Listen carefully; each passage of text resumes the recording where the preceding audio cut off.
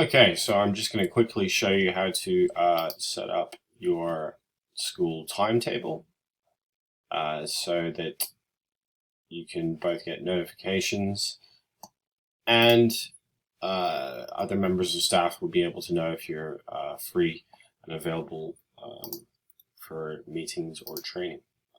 Okay, so once I'm in Outlook, which you should all be familiar with, going to navigate down to the bottom here, okay, which is the calendar section, okay, and from there I can, as you can see, I've got my own calendar set up, but I'll just do a test lesson.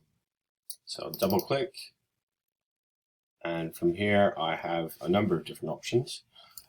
So I could set up a class, year 7 computing, for example. I could invite other members of staff or particular students or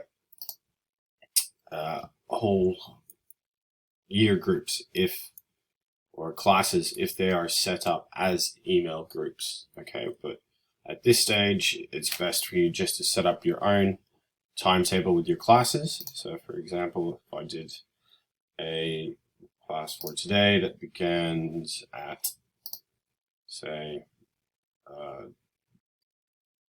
9 till 9:40, as the lessons are now 40 minutes long. Okay, and then the next thing to do would be to get it to repeat every week. Okay, that way every week it will pop up on your calendar, and we'll get that to keep repeating till the end of June, which would be Thursday the 25th. Okay, and then I would save that. If you wanted to, you could add a bit of a description.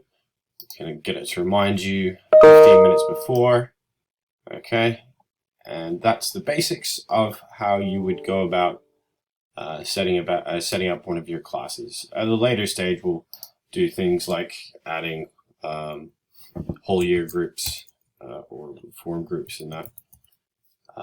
Okay, so for example, we've got a group for year 8 computing, so I could add all the students that way. But in this video, just set up the basics of your personal calendar as a staff member, and then later on we can go into groups and setting up and adding a Teams meeting. But that's it for this short video. And the last thing to do is to just click send or save. Okay.